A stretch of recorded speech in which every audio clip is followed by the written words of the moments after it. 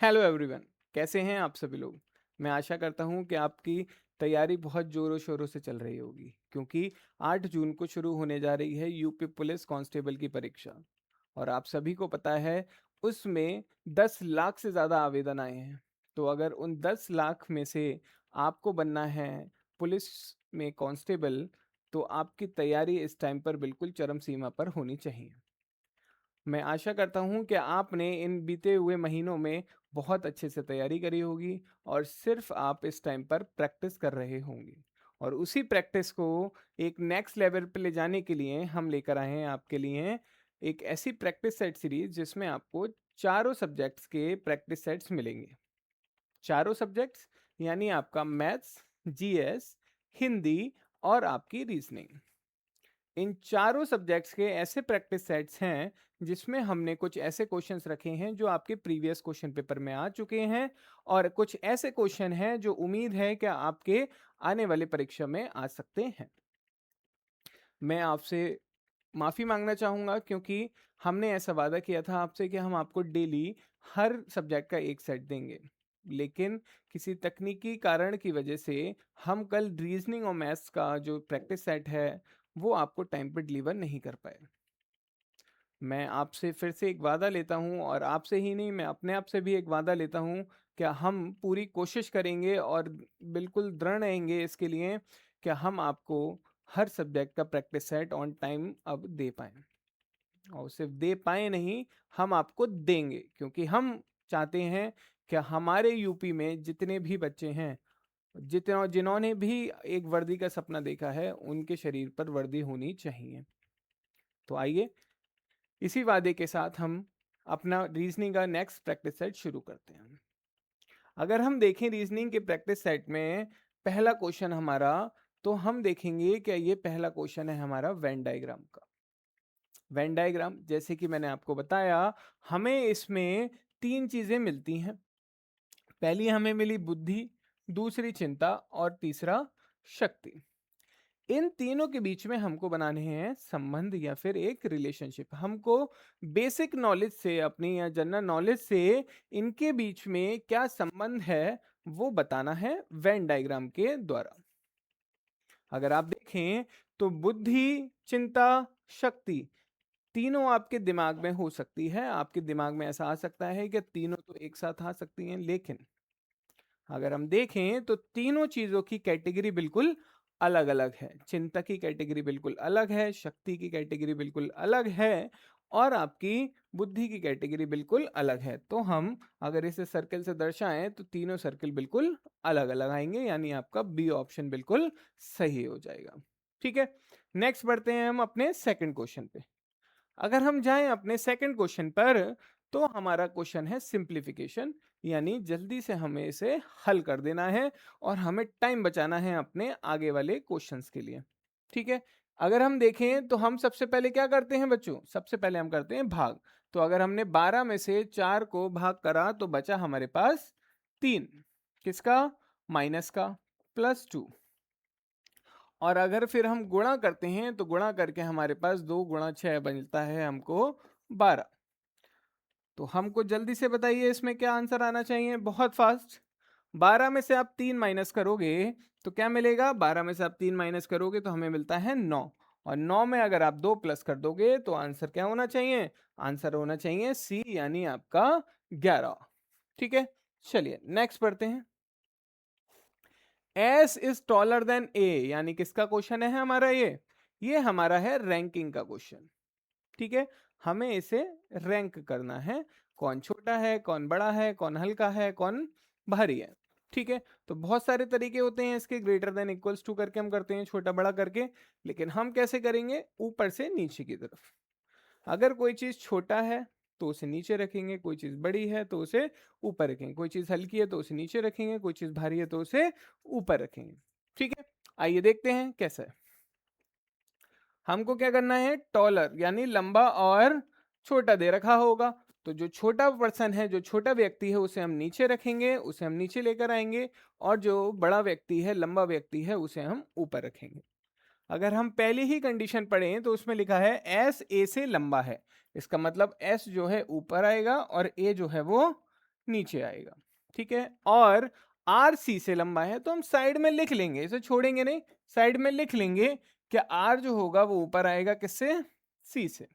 लेकिन वी से छोटा है, जो लेकिन है ना बच्चों, या फिर इंग्लिश में जो बट है, वो आता है हमारे पहले व्यक्ति के लिए, है फर्स्ट पर्सन के लिए। मतलब जो पिछली वाली लाइन है, जो लास्ट लाइन है, उसमें जो पहला व्यक्ति है, अगर आप इसमें देखें तो इससे पहली वाली लाइन में जो पहला व्यक्ति है कौन, आर, ये लेकिन शब्द यूज हुआ होगा, ये बट यूज हुआ होगा आर के लिए। आई होप आपको ये बात समझ में आ गई होगी। अगर आप देखें तो आर जो है वो वी से छोटा है, इसका मतलब वी जो है वो आर के ऊपर आएगा। एस जो है वो सी से भी छोटा है, तो अगर हम यहाँ पे दोबारा से बनाएं तो दोनों कंडीशन को मिक्स कर देंगे, और आप देखें एस जो है सी से छोटा है तो सी के नीचे आएगा, और ए तो एस से भी छोटा है तो वो और नीचे आएगा। ठीक है, हमारे पास 5 लोग हो गए, और उसमें से हमें बताना है सबसे लंबा कौन है, तो सबसे लंबा हमारे पास वी मिल जाएगा। वी मिल गया, इसका मतलब हमारे पास कौन सा ऑप्शन आ गया, ऑप्शन ए। आगे बढ़ जाएंगे। अगर हम आगे बढ़ते हैं तो हमारे पास कुछ डायग्राम बेस्ड क्वेश्चंस हैं। ये हमारे वेन डायग्राम का ही एक टाइप होता है, जिसमें हमारा अलग अलग आकृतियां, अलग अलग शेप मिलती हैं, और अलग अलग शेप जो है अलग अलग ऑब्जेक्ट या फिर अलग अलग चीजें दर्शाती हैं। ठीक है, आइए देखते हैं। अगर आप इसमें देखें तो हमारे पास 3 आकृतियां हैं। एक है हमारे पास त्रिभुज, एक है हमारे पास आयत, ठीक है, और एक है हमारे पास सर्कल। अगर आप देखें तो हमारा जो ट्रायंगल है, जो हमारा त्रिभुज है, वो हमें दिखाता है स्कूल टीचर। जो हमारे पास आयत है वो हमें दिखाते हैं मैरिड पीपल, और जो हमारे पास सर्कल है वो हमें दिखाते हैं people who lives in joint family, जो ऐसे व्यक्ति जो कि ज्वाइंट फैमिली में रहते हैं। ठीक है, by which letter the people will live in joint family, आपको बताना है ऐसा कौन सा अक्षर है जो दर्शाता है जो संयुक्त परिवार में रहते हैं। तो संयुक्त परिवार वाले कौन से लोग हैं बच्चों, कौन सी शेप है, हमारी शेप है सर्कल वाली, ठीक है, वृत्त वाली। तो अगर हम सर्किल की बात करें और हमें ज्वाइंट फैमिली ही चाहिए, तो हमें सिर्फ सर्किल में रहना है, सर्किल के बाहर हमें नहीं जाना। और अगर आप देखें यहाँ पे तो सर्किल में हमें कितने अक्षर मिलते हैं, हमें अक्षर मिलते हैं 3, टी क्यू और एस। इन 3 अक्षरों में से ही आपके पास एक आंसर आना चाहिए। ठीक है, में रहते हैं लेकिन ना तो वैवाहित हो, इसका मतलब जो विवाहित, विवाहित कौन से वाले हैं, आयत वाले हैं। तो जितने भी विवाहित वाले हैं वो हम क्या कर देंगे, काट देंगे, जो आयत में आए हैं उन्हें काट देंगे। तो टी क्यू एस में से कौन कौन से हमारे आयत में आ चुके हैं, एस आ चुका है और क्यू आ चुका है। तो क्या हो जाएगा, दोनों कट जाएंगे, टी बचा, टी सिर्फ हमारा आंसर हो जाएगा। डी ऑप्शन आपका सही हो जाएगा। आगे बढ़ते हैं। अगेन हमें ऐसा एक क्वेश्चन मिला है जिसमें हम अपना टाइम को बहुत अच्छे से बचा सकते हैं। ठीक है, देखते हैं क्या बोल रहा है। निम्नलिखित प्रश्न में एक शब्द दिया गया है, उसके बाद 4 अन्य शब्द दिए गए हैं, यानी आपके 4 ऑप्शन दिए गए हैं, जिनमें से एक दिया गए हैं शब्द में अक्षरों का उपयोग करके नहीं बनाया जा सकता। यानी कोई एक ऐसा शब्द है इन ऑप्शन में जो इस वर्ड के अक्षरों को तोड़ मरोड़ कर नहीं बनाया जा सकता। जैसे कि मैं आपको बता दूं, इसमें जितने अक्षर हैं हम सिर्फ उन्हीं अक्षरों को लेंगे, इसके अलावा और कोई अक्षर नहीं होने चाहिए। अगर आपका इस शब्द में एक ए आया है तो आपका इन शब्द में ऑप्शंस में भी एक ही ए होना चाहिए, 2 ए नहीं हो सकते। ठीक है, मैं एग्जाम्पल के तौर पे बता रहा था। चलिए, अगर आप देखें तो हमें चाहिए POLO, POL नहीं है, इसमें सिर्फ सिंगल ओ है, तो यही आपका ऑप्शन होगा। आगे चेक करने की जरूरत नहीं है, आगे बढ़े। नेक्स्ट क्वेश्चन आपका बहुत अच्छा क्वेश्चन है, बिल्कुल आपकी मेंटल एबिलिटी को चेक कर देगा। आइए देखते हैं। पजल, एक पहेली प्रेमी एक रहस्यमयी बॉक्स को खोलने के लिए एक कोड को याद करने की कोशिश करता है। रहस्यमयी एक बॉक्स है हमारे पास, अगर आपको एक ऐसा रहस्यमयी बॉक्स मिले तो आप क्या आशा रखते हैं कि उस बॉक्स के अंदर क्या होगा? अपना आंसर कमेंट बॉक्स में छोड़ें, और हम चाहते हैं कि आप बहुत इंटरेस्टिंग ऐसे आंसर दें। चलिए देखते हैं। अगर मैं चाहूंगा पर्सनली तो रहस्यमय बॉक्स में आपको वर्दी मिल जाए, उससे अच्छा कुछ और होगा नहीं, है ना। चलिए हम देखें इसमें, तो कोड जो है स्टार्ट होता है, कोड 3 से स्टार्ट होता है, तो सबसे शुरू में क्या होना चाहिए बच्चों, 3 होना चाहिए। कोड एंड होता है किस पे, 7 टू 9 पर, समाप्त होता है 7 टू 9 पर। दूसरा अंक पहले अंक का दुगना है, जो दूसरा अंक है, पहला ये है, दूसरा ये होगा, ठीक है। जो दूसरा अंक है वो पहले अंक का दुगना है, तो अगर ये 3 है तो ये क्या होना चाहिए बच्चों, 6 होना चाहिए, ठीक है। तीसरा अंक दूसरे अंक का आधा है, तीसरा अंक जो है वो दूसरे अंक का आधा है, तो जो तीसरा अंक आएगा हमारे पास वो दूसरे अंक का आधा, यानी 3 ही आएगा, है ना। तो हमारे पास क्या मिला, 363729, 363729, यही आपका आंसर हो जाएगा। आगे बढ़ते हैं, हमारे पास क्वेश्चंस फिर से आ गए, क्योंकि आपकी यूपी पुलिस में सबसे ज़्यादा स्टेटमेंट यानी कथन से रिलेटेड क्वेश्चन आते हैं, क्योंकि वो आपको चेक करना चाहता है क्या आपको कुछ कंडीशंस मिलती हैं या आपको कुछ स्टेटमेंट मिलते हैं, तो आप उसे कैसे समझते हैं, कैसे उस पर तर्क रखते हैं, कैसे उस पर प्रतिक्रिया करते हैं, है ना। तो देखते हैं हमारे पास इस बार क्या क्या कथन मिले हैं। रविन्द्रनाथ टैगोर, आप सभी जानते होंगे रविन्द्रनाथ टैगोर को। रविन्द्रनाथ टैगोर ने अनेक कविताएं लिखी हैं, बिल्कुल सही, अनेक कविताएं लिखी हैं। तो हाँ, एक ही ये सेंटेंस हो गया हमारे पास, है ना। प्रत्येक कवि के पास एस्थेटिक नॉलेज होती है, ठीक है।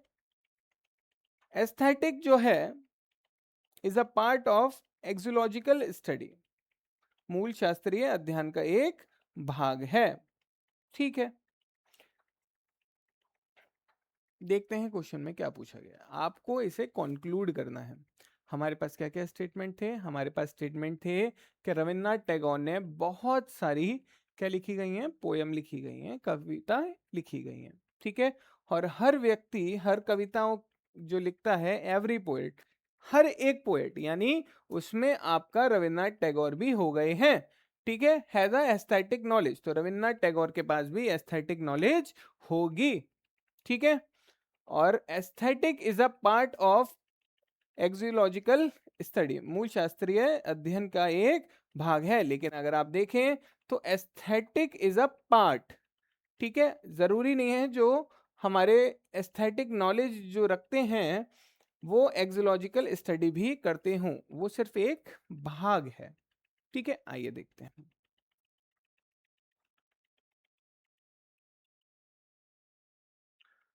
रविन्द्रनाथ टैगोर ने विभिन्न विभिन्न मूल शास्त्रीय अध्ययन किए, क्या ऐसा जरूरी है, ऐसा जरूरी नहीं है, ठीक है, एक्सोलॉजिकल पार्ट है, ठीक। सेकंड है, he followed the base of logic and ethic, ये भी गलत हो जाएगा, ठीक है। तो कौन सा ऑप्शन लगाएंगे इसमें, ऑप्शन लगाएंगे हम ए वाला। आगे बढ़ते हैं, आपके पास मिले हमें फिर से इमेज के क्वेश्चंस, इमेज के क्वेश्चंस भी बहुत ज्यादा आपके एग्जाम में पूछे जाते हैं, देखिएगा एग्जाम में जो रिलेटेड क्वेश्चंस हैं वही क्वेश्चंस आपको इसमें मिलेंगे। देखें, आपको एक एक्स इमेज मिली है, ठीक है। इस चित्र को, इस आकृति को देखकर बताना है आपको क्या ये किस आकृति का एक खुला वर्जन है। देखें, अगर आप देखें तो आपको ये वाला पार्ट कहाँ मिलेगा, अगर आप देखें तो आपको ये वाला पार्ट यहाँ मिल रहा है, यहाँ मिल रहा है ना, ये चीज, और ये वाला पार्ट, और ये वाला पार्ट आपको यहाँ मिल रहा है ना। और ये जो आपका त्रिभुज है, ये त्रिभुज भी आपको यहाँ मिल रहा है, ठीक है। फिर अगर हम आगे बढ़ें तो आगे आपको ये जो पार्ट है, ये वाला पार्ट, इसमें आपको देखें तो ये लाइन आ रही है आपकी टेढ़ी लाइन, लेकिन आपका यहाँ पे एक सीधी लाइन है, तो ये हमारा ऑप्शन जो है वो क्या हो जाएगा, एलिमिनेट हो जाएगा, ठीक है। आगे देखते हैं कि हमारा बी ऑप्शन एलिमिनेट होगा, या सही होगा। अगर आप देखें तो बी ऑप्शन में आपको ये वाली ही फिगर कहीं भी नहीं मिल रही है। मिल रही है क्या? कहीं भी नहीं मिल रही, तो ये क्या हो जाएगा? बिल्कुल गलत हो जाएगा। ठीक है, फिर अगर हम देखें तो आगे आपके पास ये वाली चित्र है, ये वाला चित्र इसमें है ना बच्चों? ये चित्र है इसमें। आपका जो पहला चित्र है वो भी आपका यहाँ आ जाता है, ये देखिएगा ध्यान से, ये आपका ये वाला चित्र है। तो हमारा ये वाला चित्र भी मिलता है इसमें और ये वाला चित्र भी मिलता है।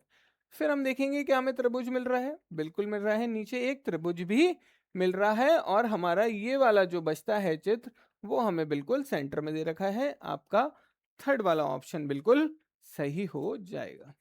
ठीक है, नेक्स्ट बढ़ते हैं। थर्ड वाला ऑप्शन यानी सी ऑप्शन, इसमें देखें आप, अगर इसमें हम देखें तो हमें दिखाया गया है, क्या बताइए ऐसा कौन सी आकृति आएगी? अगर हम पेपर को फोल्ड कर दें, कैसे फोल्ड करें? एक के ऊपर एक, यानी अपने लेफ्ट साइड में बाईं ओर फोल्ड करना है। तो अगर मैंने आपको कल आपने वीडियो देखी होगी मेरी, तो मैंने आपको बताया हुआ है कि अगर हम पेपर को लेफ्ट फोल्ड करें, राइट फोल्ड करें, दायां फोल्ड करें या बाईं तरफ मोड़ें पेपर को, तो हम जो हमारे चित्र है उसमें जो हमें दाएं में दे रखा है वो पहुंच जाएगा बाएं में, और जो बाएं में दे रखा है वो पहुंच जाएगा दाएं में।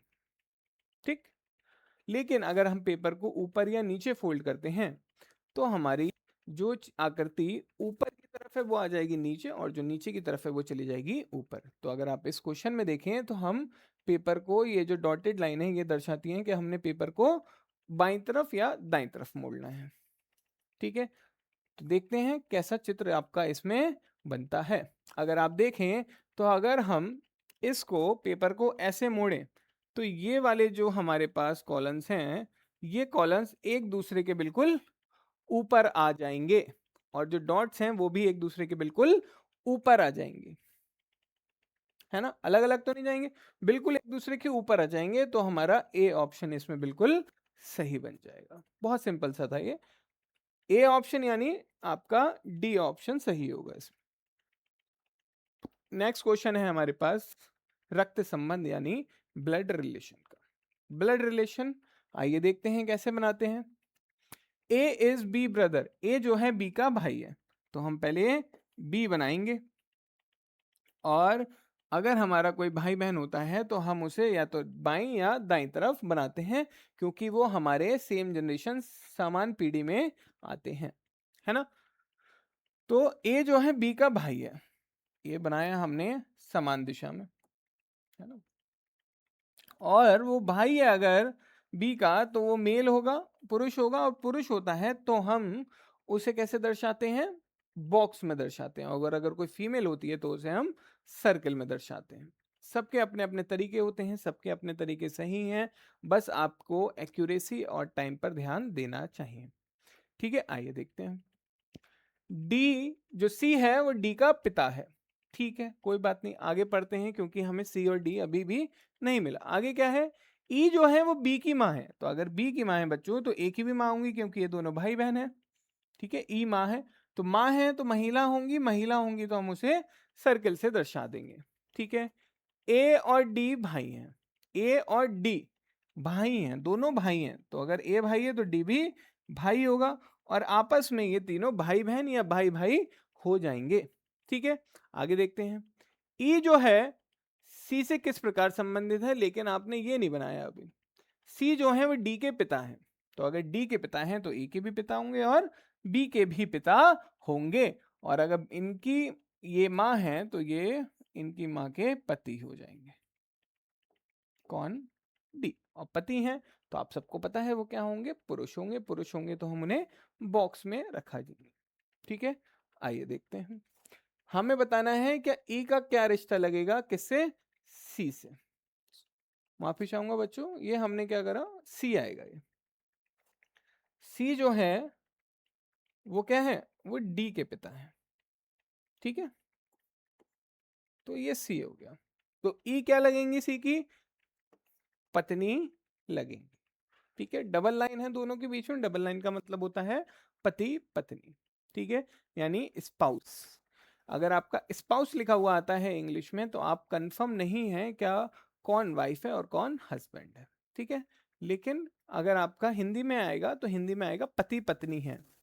अगर पति पत्नी है तब नहीं है, कौन पति होगा कौन पत्नी होगा, तो आप उनका जेंडर जो है, लिंग जो है वो चेक नहीं कर सकते, ठीक है। आइए आगे बढ़ते हैं। नेक्स्ट है हमारा choose the alternative which closely resemble the mirror image of the given combination. वह विकल्प चुनिए जो दिए गए संयोजन की दर्पण छवि को सबसे अच्छा दर्शाता है या मेल खाता है। तो अगेन आप सबको पता है बहुत अच्छा सब्जेक्ट होता है ये, आपका आईक्यू पूरा चेक कर देता है ये सब्जेक्ट। आपको मिरर रखना है, मिरर रखना है तो मिरर हम रखते हैं हमेशा या तो लेफ्ट में या राइट में। इस क्वेश्चन में हम राइट में रखेंगे, ठीक है। तो इसमें हमारी कौन सी ऑप्शन जो है वो बिल्कुल सही आएंगे। तो अगर हम देखें तो सबसे पहले तो जी देखते हैं। जी रीजनिंग में किस साइड लिखा हुआ है, सबसे दाईं तरफ लिखा हुआ है, राइट साइड लिखा हुआ है, तो वो कहाँ पहुंच जाएगा, वो पहुंच जाएगा बाईं तरफ, क्योंकि मिरर इमेज में दायां बायां बायां दायां। आया समझ में, चलिए ठीक है। तो जो जी सबसे आखिरी में था वो पहुंचेगा सबसे पहले, और आर वाले ऑप्शन जो होंगे वो हमारे क्या हो जाएंगे, खत्म हो जाएंगे, ठीक है। हमारे पास फिर बचता है दो ऑप्शन, ए और बी। ए और बी दोनों में ही जी जो है वो कहाँ आएगा, पहले पोजीशन पर आया है और पलटकर ही आया है, ठीक है। फिर हम देखेंगे नेक्स्ट वाले को, ठीक है। नेक्स्ट वाला भी यही है भाई, ठीक है, सेम है दोनों नेक्स्ट वाले। उससे नेक्स्ट वाला भी सेम है, उससे नेक्स्ट वाला भी सेम है। जो फर्क है दोनों में वो किस में है, एस में है बच्चों। अगर एस ऐसे लिखा हुआ है तो क्या मिरर इमेज में भी ऐसे लिखा हुआ होगा, नहीं, पलट कर लिखा हुआ होगा, मतलब जो राइट है वो लेफ्ट बनेगा, तो एस जो है वो घूम जाएगा कुछ। अगर एस ऐसे लिखा हुआ है, ठीक है, तो हमारा एस कुछ ऐसे लिखा हुआ आएगा। तो कौन से ऑप्शन में है एक ऐसा एस लिखा हुआ, बी ऑप्शन में, बी ऑप्शन आपका सही हो जाएगा। आगे बढ़ते हैं। इनमें से कौन सी आकृति अलग है, हटकर है, ठीक है। इसका आंसर आप लोगों को देना है। ये आंसर जो है मैं आशा करता हूं कि कमेंट बॉक्स में आप बिल्कुल भर देंगे, क्योंकि बहुत ही आसान क्वेश्चन है, ठीक है। जल्दी से कमेंट को बॉक्स ओपन करिए, अपने आंसर लिखिए और उस कमेंट बॉक्स को पूरा भर दीजिए। देखिए हम तैयारी करा रहे हैं आपको, क्या आपका एग्ज़ाम बिल्कुल क्लोज में है, बिल्कुल पास है। तो हम आशा करते हैं कि आपकी तैयारी और आपकी प्रैक्टिस बहुत अच्छे से चल रही होगी, है ना। और हम चाहते हैं क्या आप उस तैयारी को अपना नेक्स्ट लेवल पर लेकर जाएं। तो क्यों ना हम साथ साथ में ये वीडियो को ज़्यादा से ज़्यादा शेयर करें, ताकि आपकी जो शेयर करी हुई वीडियो है वो आपके जो इस फ्रेंड्स हैं, जो आपके दोस्त हैं या जो आपके रिश्तेदार हैं, उनके पास जाए और उनके लिए बहुत हेल्पफुल हो जाए, है ना। तो ज़्यादा से ज़्यादा इस वीडियो को शेयर करें, ज़्यादा से ज़्यादा इस वीडियो को लाइक करें, ताकि ये वीडियो ज़्यादा से ज़्यादा उन बच्चों के पास पहुंच सके जिन बच्चों को इस टाइम पर प्रैक्टिस सेट की ज़रूरत है। क्योंकि यही टाइम होता है जहाँ पे बच्चा बिल्कुल भटक जाता है, भटक जाता है क्योंकि उसको समझ में नहीं आ रहा होता है कि मैंने इतना सारा पढ़ा है। बहुत सबने तैयारी करी होगी, मैं मानता हूँ आप सबने तैयारी करी होगी, है ना। लेकिन बिल्कुल एंड में आते आते हमें ऐसा लगता है कि हम सब जानते हैं, लेकिन जब बिल्कुल आखिरी हम चरम सीमा पे होते हैं पेपर की, तो हमको लगता है कि यार हमने क्या क्या पढ़ा था, हम सब कुछ तो भूल गए हैं। तो इसी के लिए हम आपके पास ऐसे क्वेश्चंस लेकर आए हैं जो आपकी तैयारी को पूरा रिवाइज करा देगा। और ऐसी उम्मीद हम रखते हैं कि ये जो क्वेश्चंस हैं ये ज़्यादा से ज़्यादा आपके आने वाले परीक्षा में आएंगे, ठीक है। तो ज्यादा से ज्यादा इस वीडियो को लाइक करें, ज्यादा से ज्यादा इस वीडियो को शेयर करें। आइए क्वेश्चन नंबर 13, वो कह रहा है देयर आर 12 दर्जन of apple in a bucket. एक टोकरी में 12 दर्जन सेब थे। कितने दर्जन, 12 दर्जन, ठीक है भाई, हमने मान लिया कि 12 दर्जन सेब थे। आप सबको पता है एक दर्जन कितने होते हैं, एक दर्जन में होती हैं 12 चीजें। अब वो चीजें कुछ भी हो सकती हैं, वो चीजें फल भी हो सकते हैं, वो चीज कुछ भी हो सकती है, कोई भी वस्तु हो सकती है, लेकिन एक दर्जन में कितनी चीजें? 12 चीजें। और यहाँ पे हमें कितने दर्जन एप्पल हैं, कितने दर्जन सेब हैं? 12 दर्जन। ठीक, 2 दर्जन बाद में और ऐड कर दिए भाई, ठीक है, हमने मान लिया 2 दर्जन हमने और ऐड कर दिया, तो हमारे टोटल हो गए कितने दर्जन? हमारे टोटल हो गए 14 दर्जन, है ना। इन 14 दर्जन की अगर हम क्वांटिटी निकालें तो आपको पता है कि एक दर्जन में 12 होते हैं, तो 14 दर्जन में 14 इंटू 12, 14 इंटू 12 आप करने जाओगे तो 12 12 144, और आपको उसमें 24 और ऐड करना पड़ेगा, तो आपके पास हो जाएंगे कितने? तो आपके पास हो जाएंगे 168, 168 हो जाएंगे ना। ठीक है, 12 इंटू 12 44, 144, और हम 2 बार और उसमें मल्टीप्लाई करेंगे, यानी 24 और ऐड करेंगे, तो 144 में अगर आप 24 ऐड करते हैं तो आपको मिलता है 168। चलिए, 167 हमारे पास इस टाइम पर सेब हैं। फिर क्या कह रहा है? 10 सेब खराब हो जाते हैं और उनको हटा दिया जाता है। ये जो 167 हमारे पास आए थे, इसमें से हम क्या करेंगे? 10 सेब को माइनस कर देंगे क्योंकि वो खराब हो गए थे, तो हमारे पास कितने बचे? हमारे पास बचे, हमारे पास बचे 158, यानी 158। आगे कहता है शेष सेबों को, यानी 158 सेबों को 2 टोकरी में समान रूप से बांटें। 2 टोकरी में रखने हैं हमें, और दोनों टोकरी में समान सेब होने चाहिए, सेम नंबर ऑफ सेब या सेम नंबर ऑफ एप्पल होने चाहिए। तो कैसे करेंगे? 158 डिवाइडेड बाई 2, आप सबको पता है क्या होता है 158 डिवाइडेड बाई 2, 79। डी ऑप्शन आपका सही हो जाएगा। आगे बढ़ते हैं।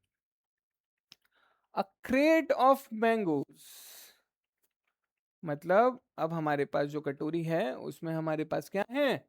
आम। आम की एक कटोरी में प्रत्येक 30 आम को, 30 आमों पर एक खराब आम आ गया। ठीक है, 30 आम पर एक आम खराब आ गया। यदि प्रत्येक 4 खराब आमों में से 3 आमों को बेचने योग्य नहीं माना जाता। ठीक है, प्रत्येक 4 आम खराब आमों में से 3 आमों को बेचने योग्य नहीं माना जाता, तो हमारे पास 4 में से कितने आम बचेंगे? हमारे पास 4 में से बचेंगे केवल एक आम। ठीक है, क्योंकि 3 तो हम उसे बेच नहीं पाएंगे। और टोकरी में 12 बेचने योग्य आम नहीं है। ठीक है, मान लिया हमने 12 बेचने योग्य आम नहीं है, तो टोकरी में कुल कितने आम होंगे? Very good.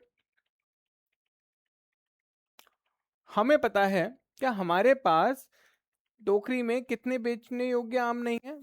हमारे पास टोकरी में 12 बेचने योग्य आम नहीं है। और आपको पता है क्या 4 खराब आमों में से 3 आम बेचने योग्य नहीं होते हैं। तो अगर हम 3 से 12 को डिवाइड करें तो बनता है 4, यानी जो खराब आमों की संख्या आएगी वो कितनी आएगी? 16 आएगी। ठीक है, 16 आमों में से जो 12 आम है वो बेचने योग्य नहीं होंगे, लेकिन ये 16 आम सही नहीं है, ये 16 आम खराब आम है ना, क्योंकि यहाँ पे बोलता है कि प्रत्येक 4 खराब आमों में से 3 आमों का बेचने योग्य नहीं है। तो अगर हम रेशियो बनाएं तो रेशियो बनता है 3:4:3 का। ठीक है, तो इसका मतलब अगर 12 की वैल्यू 3 है तो 4 की वैल्यू 16 हो जाएगी। ऐसे हमने निकाल लिया। ठीक है, आगे चलते हैं। और हमें पता है क्या 30 आमों पर एक आम क्या मिलता है? हमें खराब मिलता है। तो हमारे पास खराब आम कितने हैं? खराब आम है हमारे पास 16।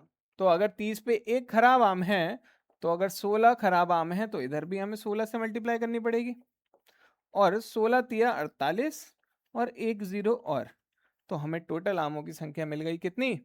480। अच्छा क्वेश्चन था ना, बहुत इंटरेस्टिंग क्वेश्चंस आते हैं आपके रीजनिंग में। आइए चलिए बढ़ते हैं आगे। बहुत आसान क्वेश्चन, बहुत आसान, और यही जीवन का सत्य है।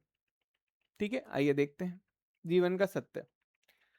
हमें बताना है क्या निम्नलिखित में से कौन सा विकल्प दिए गए शब्दों में सार्थक क्रम होगा? मतलब ये जो हमें 4 शब्द दिए गए हैं, इन 4 नहीं 5 शब्द दिए गए हैं, इन्हें हमें अरेंज करना है इनके क्रम के अकॉर्डिंग, है ना? आइए, सबसे पहले इन चारों में से आप क्या करोगे? इन पांचों में से आप क्या करोगे? बताइए। सबसे पहले बर्थ यानी जन्म, तो सबसे पहला आएगा पहला, ठीक है। उसके बाद क्या होगी? उसके बाद मैरिज हो जाएगी क्या? अरे भाई थोड़ा पढ़ लिख लो पहले, है ना? फिर ही तो मैरिज करेंगे। ठीक, तो क्या होगा? बर्थ के बाद आप पहले एजुकेशन लेंगे, यानी 5 नंबर आएगा एक के बाद, ठीक है। उसके बाद मैरिज के बाद, हाँ अब बारी आ गई जिसका आप सब वेट कर रहे हो कि भैया जल्दी से जल्दी नौकरी लगे और जल्दी से जल्दी घर वाले शादी करवाएं, है ना? तो अगर आप पहला ऑप्शन यानी बर्थ सबसे पहले रखते हैं, उसके बाद आप एजुकेशन रखते हैं, उसके बाद आप क्या रखेंगे? 4 नंबर यानी मैरिज। आपने अच्छे से अपनी लाइफ जी ली, मैरिज लाइफ जी ली, आपने सभी अपनी लाइफ में जो काम थे वो पूरे कर लिए हैं, ठीक है। उसके बाद अनफॉर्चुनेटली जो जीवन का सत्य है, डेथ। कोई इससे भाग नहीं सका, कोई इससे बच नहीं सका, ठीक है। अगर आपको पता ही है, अगर आपने महाभारत भी देखी हो, तो उसमें अश्वत्थामा जो थे हमारे, उनको भी एक वरदान मिला था, क्या वो अमर रहेंगे, वो कभी नहीं मर सकेंगे। लेकिन कृष्ण जी ने उनको भी, उनका जो वरदान था उनको भी अभिशाप में बदल दिया। फिर क्या आएगा भाई? डेथ हो जाती है किसी इंसान की, फिर हम क्या करते हैं उसके फ्यूनरल यानी अंतिम संस्कार। तो कौन सा ऑप्शन हमारा बिल्कुल सही बैठेगा? 1 5 4 2 3, 1 5 4 2 3 बी ऑप्शन आपका सही हो जाएगा। आगे बढ़ते हैं। एक व्यक्ति घर से पश्चिम दिशा की ओर भागता है। क्यों भाग रहा है भाई अपने घर से? कौन सा क्वेश्चन है ये क्वेश्चन है हमारा डायरेक्शन का, ठीक है। आइए देखते हैं डायरेक्शन का क्वेश्चन। मैंने आपको बताया डायरेक्शन का क्वेश्चन हमें स्टार्ट करना है किससे? स्टार्टिंग पॉइंट से। स्टार्टिंग पॉइंट से हमें कौन सी दिशा में जाना है? हमें जाना है पश्चिम दिशा। पश्चिम दिशा हमारे कहाँ आती है? हमारे बाईं तरफ आती है, लेफ्ट साइड आती है, ठीक है। तो इस पॉइंट से हम पश्चिम दिशा की ओर जाएंगे। तुरंत आपके दिमाग में जो डायग्राम है वो चलना चाहिए, है ना? एकदम से वो डायग्राम चलना चाहिए आपके दिमाग में, ठीक। हाँ, ये आ गए हम पश्चिम दिशा में। कितने किलोमीटर चला वो पश्चिम दिशा में? 6 किलोमीटर। और फिर वह दाएं मुड़ता है। तो अगर हम पश्चिम का दाएं देखें, तो पश्चिम का दाएं मैंने आपको कल भी बताया था, दायां मतलब घड़ी की दिशा में। अगर आप पेन इधर रखें, घड़ी की दिशा में आप जाएंगे ऊपर की तरफ यानी उत्तर दिशा में, ठीक है। तो इस पॉइंट से आप उत्तर दिशा में जाएंगे। चलते हैं उत्तर दिशा में, कोई प्रॉब्लम नहीं है हमको, ठीक है। उत्तर दिशा में चले गए। और कितना चले हम उत्तर उत्तर दिशा में? इस उत्तर दिशा में हम चले 11 किलोमीटर। पुनः दाएं मुड़कर यानी उत्तर दिशा से दाएं मुड़कर, उत्तर दिशा से दायां क्या होगा? उत्तर दिशा के दायां होगा हमारा पूर्व दिशा यानी ईस्ट। ईस्ट हमारे राइट साइड आती है। और दाएं मुड़कर कितना चला? 12 किलोमीटर। अगर ये 6 है तो 12 इससे डबल ही लाइन होनी चाहिए, इससे डबल लाइन बनाएंगे इतनी, ठीक है। और ये कितना होगा? 12 किलोमीटर। अगर हम इसे आधे आधे में बांट दें तो 6 6 में बढ़ जाएगा, ये पॉइंट इसके सामने आ जाएगा, ठीक है। फिर वो कह रहा है फिर दाएं मुड़कर, फिर से वो एक दायां मुड़ा, ठीक है भाई। फिर से एक दायां मुड़ा, मान लेते हैं एक दायां मुड़ा। दायां मुड़ेगा तो कहाँ जाएगा? नीचे की तरफ जाएगा, ठीक है। नीचे कितना चला? 6 किलोमीटर चला ये, ठीक है। 6 किलोमीटर चलता है।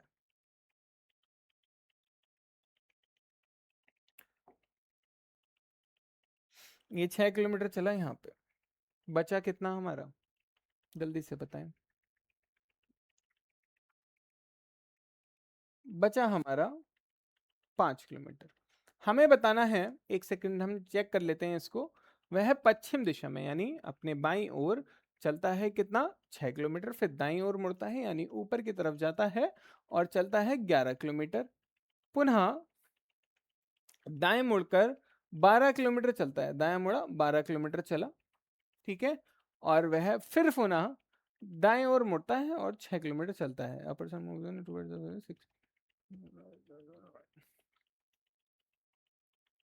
ठीक है बच्चों। फिर हमें बताना है व्यक्ति अपने घर से कितनी दूरी पर है। तो कितनी दूरी पर है बच्चों, कितनी दूरी पर है, इतनी दूरी पर है।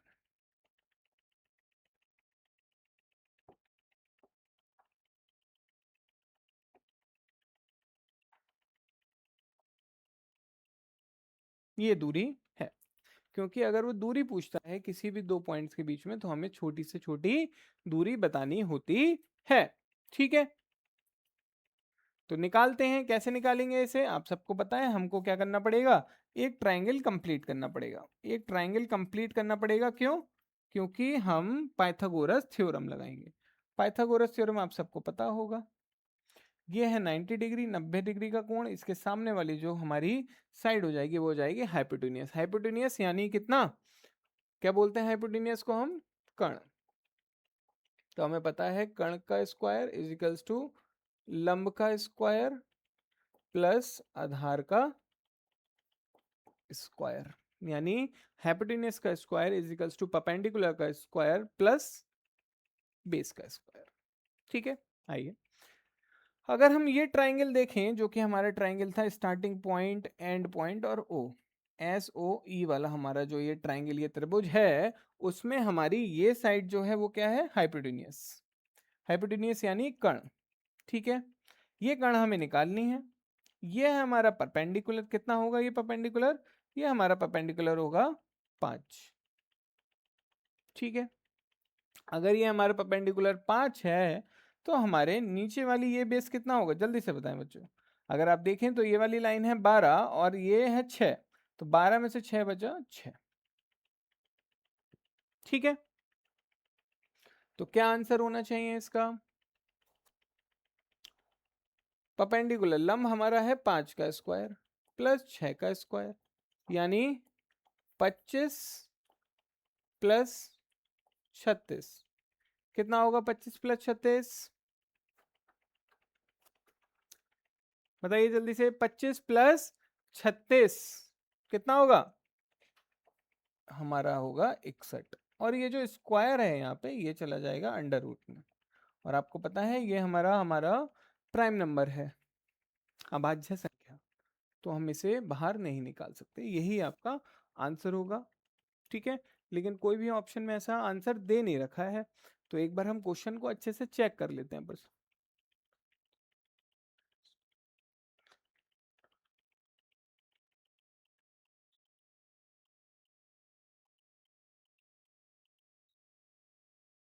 बनाया हमने बिल्कुल सही है, इसका आंसर भी ये बिल्कुल सही होगा, ठीक है। तो घबराने की कोई बात नहीं है, इसका आंसर आप लगाएं √61, ठीक है। आगे बढ़ते हैं। In the following question a pair of word is given followed by 4 pair of letter as a alternative, ठीक है। ये अगेन फिर से हमारे पास आता है एनालॉगी का क्वेश्चन, ठीक है। क्या क्वेश्चन है, आइए देखते हैं। ग्लैंड और एंजाइम, ठीक है। एक सेकंड बच्चों, मैं पानी पी लूं।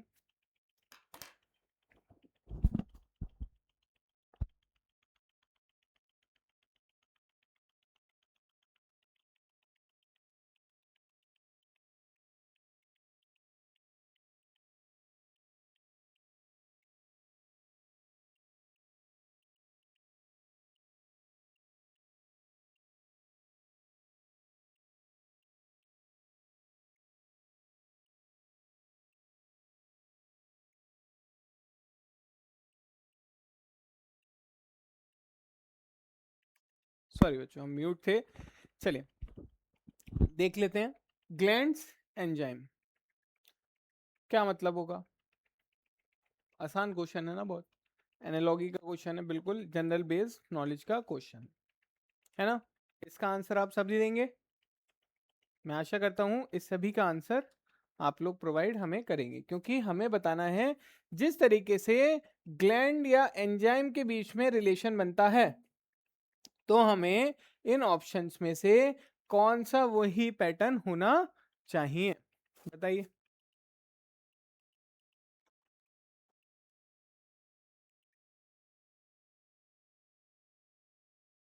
करा ऑप्शन। ठीक है, तो अगर आप ग्लैंड और एंजाइम का देखें तो ग्लैंड और एंजाइम का बिल्कुल उसी तरीके से ऑप्शन सिर्फ मिलेगा आपको बी ऑप्शन, यानी जनरेटर और करंट। ठीक, नेक्स्ट पढ़ते हैं। फिर से हमारे पास एक कथन का क्वेश्चन आ गया। कथन का क्वेश्चन क्या है हमारे पास? कथन में लिखा है, should education be made compulsory for all children up to the age of 14 years. क्या 14 वर्ष तक के सभी बच्चों के लिए शिक्षा शिक्षा अनिवार्य कर देनी चाहिए? सही है या गलत है? आपके अकॉर्डिंगली क्या है, सही है गलत है, कर देनी चाहिए या नहीं कर देनी चाहिए? बिल्कुल कर देनी चाहिए ना। कम से कम एजुकेशन एक हमारा फंडामेंटल राइट है ना। तो ज़्यादा से ज़्यादा एज तक हमें पढ़ना चाहिए, ठीक है, जब तक हम एक अच्छे इंसान और काबिल व्यक्ति ना बन जाए। तो देखें, 14 वर्ष तक पूछ रहा है कि 14 वर्ष तक हर बच्चे को शिक्षा अनिवार्य कर देनी चाहिए। आर्ग्यूमेंट, तर्क रखते हैं हम इसमें। क्या तर्क रखेंगे? Yes, this will help eradicate the system of force employment in the city. हाँ, इससे उन बच्चों को जबरन काम करने की प्रथा समाप्त होगी। आप सभी को पता है चाइल्ड अब्यूज या चाइल्ड लेबर, चाइल्ड अब्यूज एक अलग वर्ड है, चाइल्ड लेबर एक अलग है, लेकिन दोनों ही हम सेम यूज कर सकते हैं इस तरीके या इस तर्क में। ठीक है, तो ये हमें जो चाइल्ड लेबर है, चाइल्ड लेबर क्या होती है बच्चों? चाइल्ड लेबर होती है जो बच्चे 14 साल से छोटे हैं, अगर आप उनसे काम करवाते हैं तो वो एक इलीगल तरीका है काम करवाने का, क्योंकि 14 साल से कम बच्चे को आप काम नहीं करवा सकते। उसको विकसित होने के लिए छोड़ दिया जाता है 14 साल तक, विकसित दिमाग से, शरीर से, किसी भी चीज से। ठीक है, तो अगर हम 14 साल तक एजुकेशन उसे प्रोवाइड करें, अनिवार्य करें, तो ये जो चाइल्ड लेबर है वो बिल्कुल कम हो जाएगी। तो हमें आर्ग्यूमेंट बिल्कुल सही लगा, स्ट्रॉन्ग आर्ग्यूमेंट है। This is an effective way to make the entire population educated. हाँ, यह पूरी जनसंख्या को शिक्षित बनाने का एक प्रभावी तरीका है। ठीक, तो ये भी बिल्कुल सही बात है, क्योंकि वो कह रहा है कि हर बच्चे को 14 साल तक एक एजुकेशन प्रोवाइड करनी चाहिए। तो हमारी जो शिक्षित जो जो भी देश हैं, जितने भी देश हैं हमारे शिक्षित देश, उसमें यही होता है कि एजुकेशन बहुत इम्पोर्टेंट और अनिवार्य कर दी जाती है ना। तो ये भी हमारे पास एक मजबूत तर्क है। नहीं, हमारे पास पूरी जनसंख्या को शिक्षित करने का प्राप्त आधारभूत संरचना नहीं है।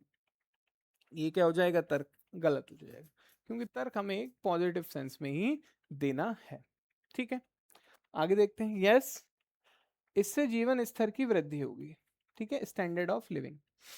तो हम कुछ इस स्टेटमेंट से ये नहीं बोल सकते क्या इससे हमारे स्टैंडर्ड ऑफ लिविंग बढ़ेंगे, मतलब जीने का तरीका बदलेगा। सोच बदल सकती है, जीने का तरीका। हर बच्चे को अगर आप एजुकेशन देते हैं 14 साल तक, तो ज़रूरी नहीं वो बच्चा कुशल बन सके। आप उसे एजुकेशन दे सकते हैं, बाकी उसके हाथ में है ना। तो ये भी गलत हो जाएगा। हमारा ऑप्शन जो है वो सी ऑप्शन बिल्कुल इसमें सही है, पहला और दूसरा स्ट्रांग है। नेक्स्ट पढ़ते हैं। एक अस्पताल के वार्ड नंबर 4 के बाहर लिखा गया, केवल ABC रोग के लिए लागू। ठीक है, कोई डिसीजेज होगी उन लोगों के लिए लागू होगा। ठीक है, avoid the risk of getting infected by the ABC diseases. प्रवेश ना करें। ABC रोग जो है वो समर्पित होने के लिए जोखिम से बचें। ठीक है, मान लेते हैं। ठीक है, एक क्वारंटाइन वार्ड था वार्ड नंबर 4। ठीक है, उस वार्ड नंबर 4 में क्या लिखा गया था? उस वार्ड नंबर 4 के बाहर एक साइन में चेतावनी लिखी गई थी, क्या इस वार्ड में एंट्री ना करें, क्योंकि जो हमारी ये ABC डिसीज है, जो हमारी ABC बीमारी है, ये बहुत खतरनाक बीमारी है, इन्फेक्टेड बीमारी है, ये बिल्कुल आसानी से फैल जाती है। ठीक है, देखते हैं अजम्पशन क्या रहा होगा। अजम्पशन रहा होगा क्या ये एबीसी जो बीमारी है वो बहुत कंटीजियस यानी बहुत जल्दी फैलने वाली बीमारी है, तभी लिखा होगा ये, क्योंकि इसमें एंटर ना करें और क्लियरली लिखा हुआ था स्टेटमेंट में, बिल्कुल सही। All the patient in the ward number 4 suffer from ABC, बिल्कुल ठीक है। तो हमारा कौन सा ऑप्शन हो जाएगा, बोथ ऑप्शन, इसमें बोथ हमारे जो अजम्पशन है वो बिल्कुल सही है। आगे बढ़ते हैं, फिर से हमारे पास कुछ ऐसे क्वेश्चन आ जाते हैं जिसमें आपको पोस्ट पे रखा जाता है और उस पोस्ट पे आपको कुछ कंडीशंस दी जाएंगी, कुछ कंडीशंस के अकॉर्डिंग आपको क्या करना पड़ेगा, रिएक्ट करना पड़ेगा, रिएक्शन देने पड़ेंगे, अपनी प्रतिक्रिया देनी पड़ेगी, है ना। तो इस बार आप क्या हैं, एक पुलिस अधिकारी के रूप में तैनात हैं। विधवा, तलाकशुदा व प्रत्येक महिलाओं को संपत्ति अधिकारों से वंचित करने वाली धार्मिक प्रथाओं के मामले में आपको क्या करना चाहिए। As a police officer certain religious custom as raised by denying equal property rights for widows, divorced and abundant women. ठीक है, मतलब जो औरतें विधवा हैं, तलाकशुदा हैं, या फिर जिन्हें घर से निकाल दिया गया है, उनके पास राइट नहीं है क्या वो उस प्रॉपर्टी में इक्वल भागीदारी रख सके, है ना। तो आपको क्या करना चाहिए ऐसे केस में,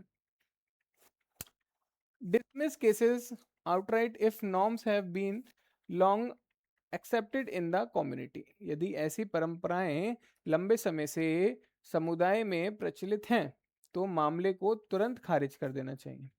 क्या ऐसा है, मैंने आपको कल भी बताया कि आप किसी भी कंप्लेंट्स को ना तो एकदम खारिज करेंगे, ना ही आप उसको एकदम इग्नोर करेंगे, है ना।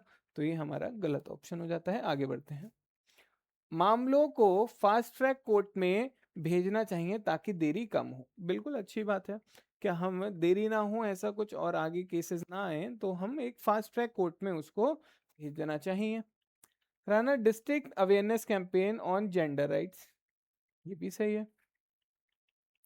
City laws superseding unfair tradition custom, अनुचित पारंपरिक प्रथाओं को कानून की प्राधान्यता को उल्लेख करना चाहिए।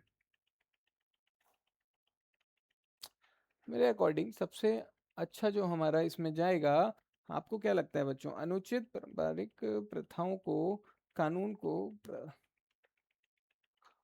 करना चाहिए।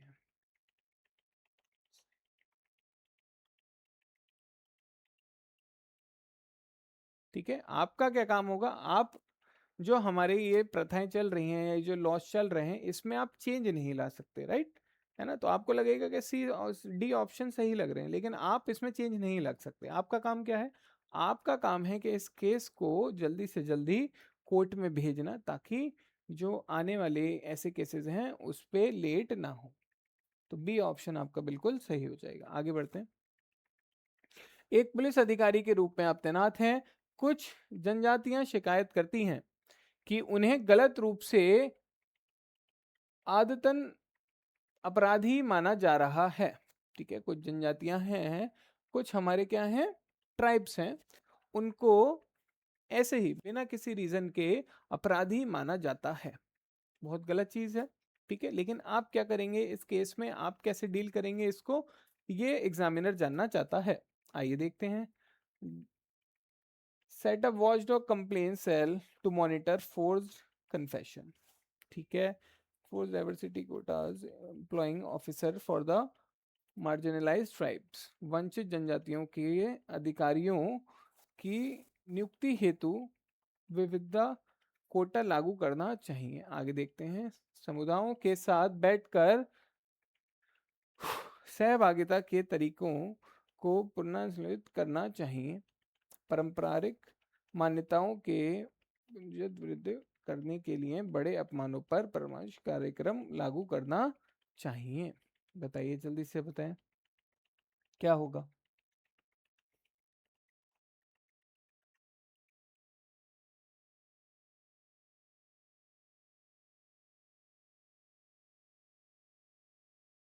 आपको क्या लगता है, क्या करेंगे आप लोग इसमें? मैं भी जानना चाहूंगा कि आप लोग इसमें क्या करेंगे। ठीक है, इसका आंसर क्या है? ए ऑप्शन सही बिल्कुल होगा कि आपको फोर्स करना चाहिए। आगे देखते हैं। एक पुलिस अधिकारी के रूप में आप एक अपराधी जांच में अपराधी जांच में शामिल हैं। ठीक है, आप एक अपराधी जांच में शामिल हैं। जांच पूरी करने के बाद आपको न्यायालय में निम्नलिखित में से कौन सा दस्तावेज जमा करना चाहिए? ठीक है, आप एक पुलिस अधिकारी हैं, पुलिस अधिकारी के रूप में तैनात हैं, आप एक अपराधी जांच में शामिल हैं, मतलब कोई एक अपराध हुआ है उसमें आप शामिल हैं। जांच पूरी करने के बाद न्यायालय में आप क्या देंगे बताइए? जांच अभी स्टार्ट नहीं हुई है, स्टार्ट होती तो हम क्या देते? एफआईआर देते, उसमें हमारा वारंट होता, बेल नहीं, बेल आपका काम कोई है? बेल काम है किसका? एडवोकेट का, है ना? तो आप क्या करेंगे? आपने अपना काम पूरा करा, उस केस को अच्छे से आपने बनाया और एक चार्ज शीट, ठीक है, या फिर आरोप पत्र, ये आप कोर्ट में सबमिट करते हैं। आगे देखते हैं। सामुदायिक पुलिसिंग का कौन सा पक्ष आपको सबसे अधिक प्रभावित करता है? Which aspect of community policing resonates you the most? बताइए आपके अकॉर्डिंग ये क्या होना चाहिए? अच्छे से समझें क्या होता है कम्युनिटी पुलिसिंग। कम्युनिटी पुलिसिंग यानी जो हमारी कम्युनिटीज हैं उसमें हर कम्युनिटी में शांति बनी रहे, कोई भी आपस में टकराव ना हो या कोई भी आपस में घृणा या अशांति ना फैलाए। ठीक है, देखिए क्या होगा। ठीक है, इसका आंसर जल्दी से कमेंट में आप लिख कर दिखाएं हमको। ठीक, नेक्स्ट आता है हमारा एनालॉगी।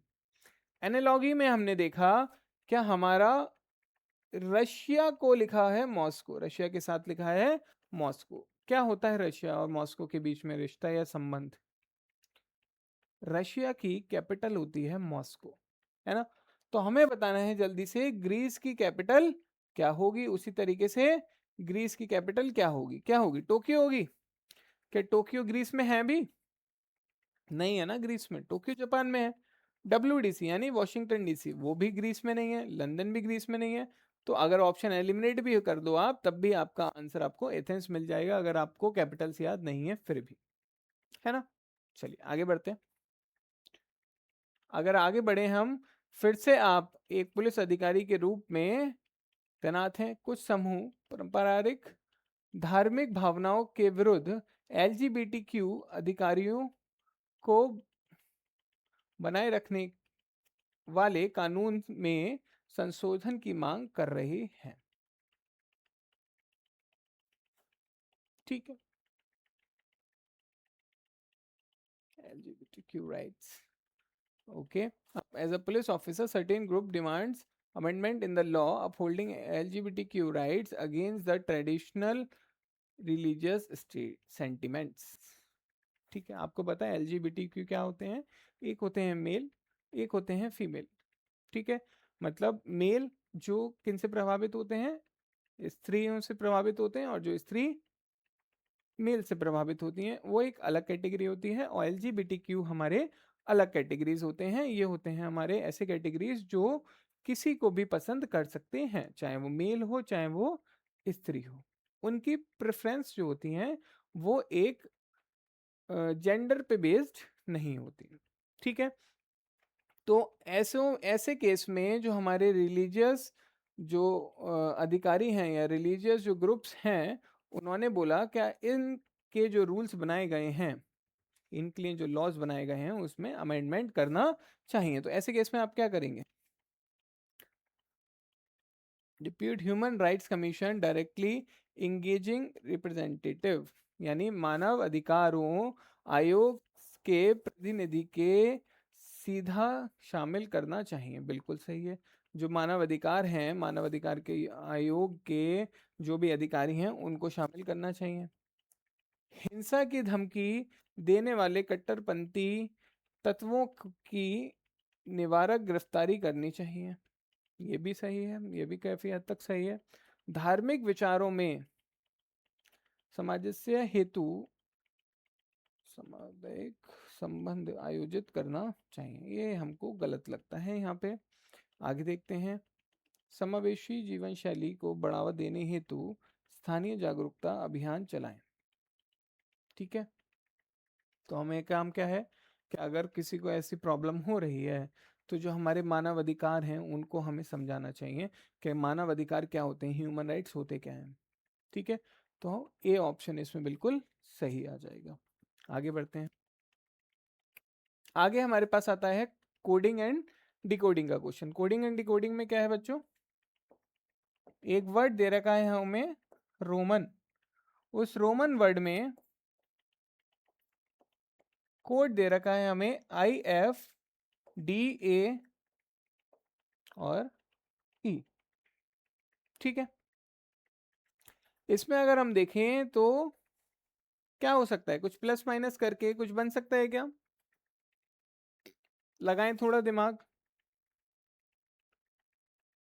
कुछ भी इसमें प्लस माइनस नहीं बनेगा, मतलब डायरेक्ट हमारा कोई भी नहीं आएगा। क्या आएगा हमारा, अगर हम देखें आर का जो नंबर होता है वो क्या होता है 18, ओ का होता है 15, एम का होता है 13, ए का होता है 1 और एन का होता है, सॉरी 13 नहीं 14।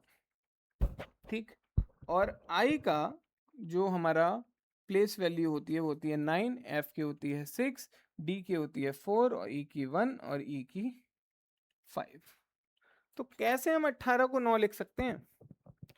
अगर हम देखें 18 को लिखा जाता है 1 और 8, यानी 1 और 8 को अगर प्लस करें तो क्या बनता है 9 बनता है। 1 और 5 को प्लस करें तो 6 बनता है। 1 और 3 को अगर प्लस करें तो 4 बनेगा, और 1 को अगर एक ही रहें तो एक ही बनेगा, क्योंकि ये होता है 0 1। 0 + 1 करेंगे तो क्या बनेगा 1 बनेगा, 1 + 4 करेंगे तो क्या बनेगा 5 बनेगा। ठीक है, तो उसी तरीके से हमें कोड बनाना है किसका, वाटर का।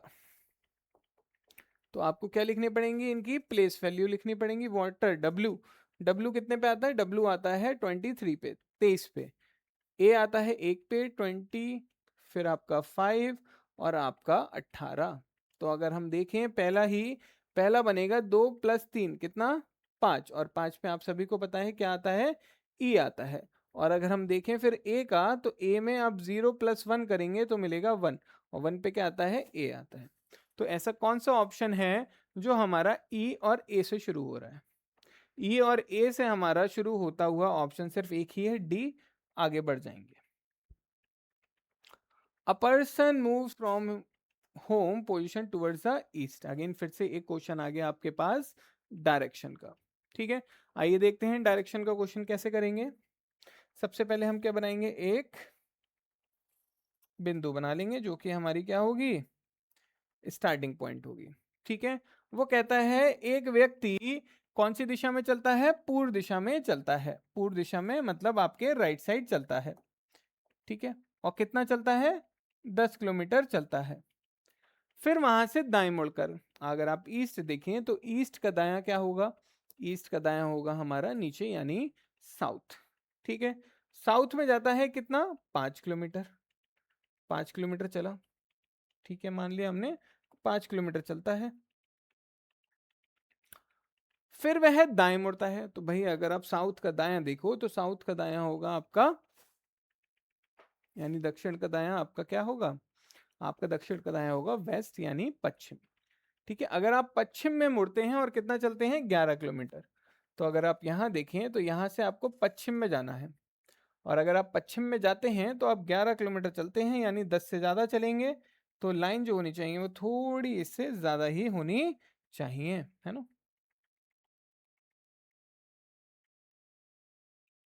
चलिए इतना बना लेते हैं। ठीक, कितने किलोमीटर की, 11 किलोमीटर की। फिर वह दाएं मुड़ता है, फिर से दाएं मुड़ रहा है, कितनी बार दाएं मुड़ेगा भाई, फिर से वह दाएं मुड़ता है। अगर आप साउथ में देखें यानी अभी आप दक्षिण से दाएं मुड़कर कहाँ हैं, पश्चिम में। पश्चिम का दायां क्या होगा फिर से नॉर्थ हो जाएगा, है ना। तो मतलब ऊपर की साइड जाएगा कितना 5 किलोमीटर। तो अगर ये 5 है तो इसके बराबर ही होनी चाहिए लाइन 5, इतनी।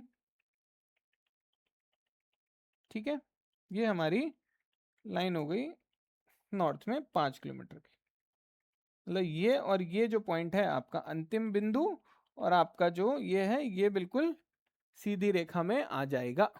ठीक है, और कितना आएगा, यह व्यक्ति अपने घर से कितनी दूरी पर है, मतलब इतनी दूरी निकालनी है हमें। ये आपका स्टार्टिंग पॉइंट था, ये इसका घर था, और ये अभी यहाँ पे खड़ा हुआ है, तो इसके बीच में कितनी दूरी है आपको पता है। ये और ये लाइन पूरी की लाइन कितनी है, 11 किलोमीटर की, और 10 किलोमीटर ये है, तो हम ये क्या कर देंगे, माइनस कर देंगे, तो बचेगा हमारा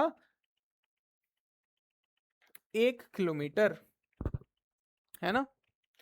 देख लेते हैं, ऑप्शन में नहीं है। एक व्यक्ति अपने घर से पूर्व दिशा में 10 किलोमीटर चलता है, 10 किलोमीटर चला पूर्व दिशा में, वह दाएं मुड़कर 5 किलोमीटर चलता है, 5 किलोमीटर चला नीचे की तरफ दाएं मुड़कर, फिर वह दाईं ओर मुड़ता है, 11 किलोमीटर चलता है, 11 किलोमीटर चलाया, फिर वह दाएं मुड़ता है, और हम 5 किलोमीटर पे उसे रोक देते हैं।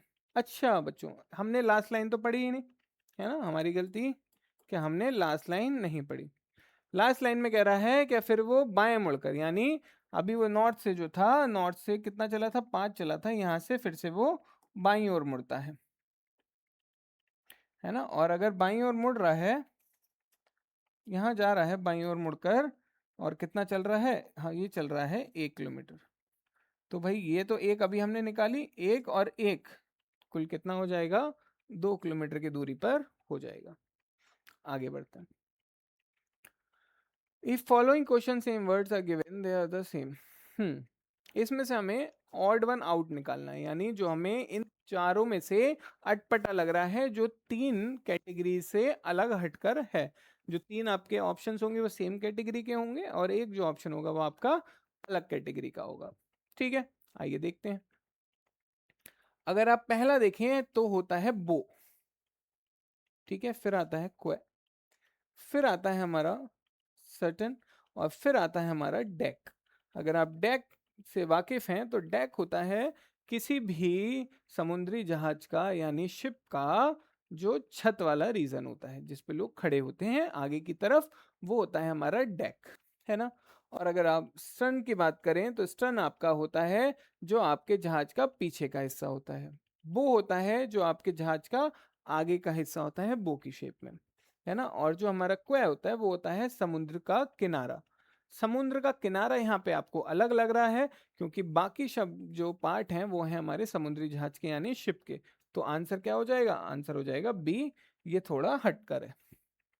आगे देखें भाई, आगे क्या कह रहा है, हमें मीनिंगफुल वर्ड बनाने हैं।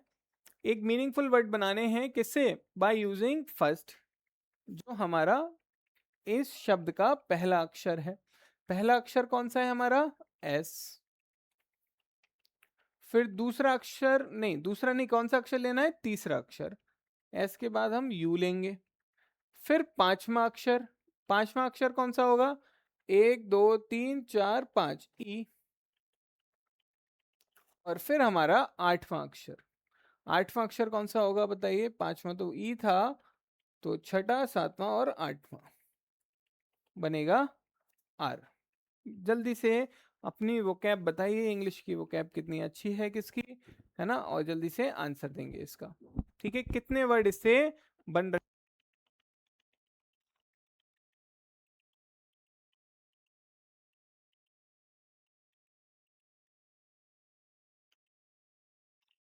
आया वर्ड में, कोई वर्ड आया। ठीक है, आपको इन्हीं अक्षरों से कोई एक मीनिंगफुल वर्ड बनाना है। अगर हम देखें तो बन सकता है क्या, कुछ यूजर बन रहा है बच्चों, मिला ना वर्ड एक यूजर, USER, यूजर, है ना। और कोई वर्ड बन रहा है क्या, क्या हम एस से कोई वर्ड बना सकते हैं मिलाकर, कोई वर्ड नहीं बना पाएंगे। क्या हम यू से बना सकते हैं, एक हमने बना लिया, लेकिन अगर हम और आगे पीछे करें तो हम कोई और वर्ड नहीं बना पाएंगे। आर से रीयूज, अगर रीयूज भी बनाते तो हमें एक ही की और जरूरत पड़ती, लेकिन हम इसके अलावा कोई और वर्ड नहीं बना पाएंगे। तो कितने वर्ड बने हमारा मीनिंगफुल वर्ड, सिर्फ एक बनता है। आगे बढ़ते हैं। A clock starting at noon, ठीक है, एक घड़ी जो है दोपहर से शुरू की जाती है, दोपहर से मतलब पूरे 12 बजे से माना जाता है। ठीक है, 12 बजे से शुरू की जाती है और कब तक, 5 बजकर 20 मिनट, 5 बजकर 20 मिनट पर घंटे की सुई कितना घूमकर आ चुकी होगी, कितने डिग्री घूमकर आ चुकी होगी, कितने डिग्री का कोण घूमकर बना चुकी होगी। तो आप सभी को पता है इन दोनों के बीच में कितने घंटे हो जाएंगे, इन दोनों के बीच में हो जाएंगे हमारे 5 घंटे और 20 मिनट। और कौन सी सुई का बताना है आपको, हमें बताना है घंटे की सुई का। और हमको पता है कि घंटे की सुई 1 घंटे में कितना चलती है, 1 घंटे में चलती है 30 डिग्री। ठीक है, तो 5 घंटे में कितना चलेगी बच्चों, अगर 1 घंटे में 30 डिग्री चलती है तो 5 घंटे में मल्टीप्लाई कर देंगे 5 से। ठीक है, और फिर बचते हैं मिनट। तो आपको पता है घंटे की सुई 1 घंटे में 30 डिग्री चलती है, लेकिन 1 मिनट में आधा डिग्री चलती है। कितना डिग्री, आधा डिग्री। 1 मिनट में आधा डिग्री तो 20 मिनट में 20 इंटू आधा। तो अगर आप देखें इसे सॉल्व करें तो हमारा बन जाएगा कितना, 150 प्लस 10 यानी कितना आपका 160 डिग्री। ठीक है, यही आपका आंसर हो जाएगा। नेक्स्ट पढ़ते हैं बच्चों। नेक्स्ट आता है हमारा अपने, ठीक है पढ़ते हैं क्वेश्चन को। क्या है, among her children Ganga's favourites are Ram and Rekha. बिल्कुल अच्छा क्वेश्चन है ये। अपने बच्चों में, ठीक है, अपने बच्चों में गंगा के पसंद या पसंदीदा राम और रेखा है। मतलब गंगा के बहुत सारे बच्चे थे, इसका मतलब हम मान लेते हैं कि गंगा जो है एक माँ है और उसके काफी सारे बच्चे हैं। ठीक है, और उन बच्चों में कौन कौन, राम और दूसरा कौन, रेखा। मैं यहाँ पे जेंडर नहीं बना रहा हूँ, ठीक है, ये जेंडर हटा ही देते हैं, कंफ्यूजन होगा। ठीक है, राम है और रेखा है। ठीक है, रेखा शरद की माँ है, रेखा माँ है, इसका मतलब रेखा जो है वो माँ है किसकी, शरद की। अब शरद का जेंडर तो नहीं पता, आगे बढ़ते हैं। जिसे उसके मामा मिथुन, किसके मामा, जिसके लिए जो यूज होता है वो होता है जो पिछली लाइन होती है उसमें जो दूसरा व्यक्ति होता है। ठीक है, तो जो जिसे है, जिसे आएगा इससे पहली लाइन में जो दूसरा व्यक्ति यानी शरद, शरद उसके मामा मिथुन। तो शरद के मामा मिथुन, तो देखें तो शरद की पहले मम्मी बनाएंगे, मम्मी कौन है, रेखा, रेखा के भाई, रेखा का भाई यहाँ पे मिथुन और है, राम है इधर, इधर हम बना देंगे मिथुन को। कौन है, मिथुन सबसे अधिक प्यार करता है। ठीक है, परिवार के मुखिया रामलाल, मुखिया कौन होते हैं, सबसे ऊपर यानी दादा दादा परदादा। ठीक है, आगे देखते हैं। मुखिया रामलाल जिसके उत्तराधिकारी उसके पुत्र गोपाल और मोहन है। ठीक है, गोपाल और गंगा की शादी, गोपाल की और किसकी शादी, गंगा की शादी। तो ये गोपाल है और ये गंगा है, इनकी शादी। लेकिन जो हमारे उत्तराधिकारी थे जो कि कौन थे, रामलाल, उनके पुत्र कितने थे, 2 पुत्र थे, गोपाल और मोहन। एक गोपाल बनाया और एक बनाएंगे हम मोहन। और इनके पिताजी होंगे कौन, रामलाल। ठीक है, तो हमें बताना है मिथुन मोहन से किस प्रकार संबंधित है। कौन, मिथुन मोहन से, मोहन कौन है भाई, ये है। तो बताइए कौन होंगे, मिथुन है ना, मोहन। तो ऊपर कौन है हमारे, ऊपर है हमारे मोहन, ये है हमारे मिथुन। तो हमें रिश्ता किसका बताना है, हमें रिश्ता बताना है मिथुन का। किससे, मोहन से। तो मोहन से चलना शुरू करते हैं। मोहन का भाई, भाई का बेटा, भाई का बेटा कौन लगता है, भतीजा यानी नेफ्यू, आपका आंसर हो जाएगा। नेक्स्ट पढ़े। आज के हमारी सीरीज में आपके लिए इतने ही क्वेश्चन थे, 31 क्वेश्चन। ठीक है, नेक्स्ट वीडियोस में हम और क्वेश्चंस करेंगे और प्रैक्टिस सेट करेंगे। तब तक आपका काम है कि आप हमारे चैनल को ज़्यादा से ज़्यादा सब्सक्राइब करें ताकि हमारे चैनल ज़्यादा से ज़्यादा लोगों तक फैले, ज़्यादा से ज़्यादा उसे शेयर भी करें।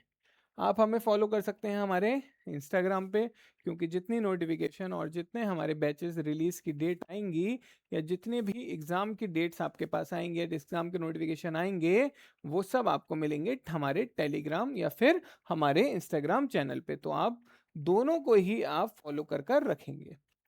साथ साथ में हम आपको प्रैक्टिस सेट सीरीज करा ही रहे हैं, लेकिन आपको पता है कि आपका पेपर बिल्कुल नज़दीक है, तो ज़्यादा से ज़्यादा जितना आप मॉक टेस्ट दे सकते हैं विद टाइम लगाकर, उतना आप दें। और उसके लिए हमने एक आपके लिए बहुत आसानी से एक प्रबंध करा है, जो कि हमारी है मॉक टेस्ट सीरीज, जो कि आपको मिलेगी जाकर हमारे नेक्स्ट जेन वेबसाइट पर। और अगर कोई वेबसाइट पे नहीं जाना चाहता है, तो आप हमारा ऐप जो है वो प्ले स्टोर और एप्पल स्टोर से भी डाउनलोड कर सकते हैं। ठीक है। आज हाँ, आज की वीडियो में अगर आपको हमारे ये क्वेश्चंस पसंद आए हों और जितने क्वेश्चंस मैंने आपसे आंसर मांगे हैं, तो ज़्यादा से ज़्यादा क्वेश्चंस के आप आंसर कमेंट बॉक्स में करिए। ये वीडियो ज़्यादा से ज़्यादा लाइक और शेयर करिए। ठीक है, आज के लिए बस इतना ही। धन्यवाद।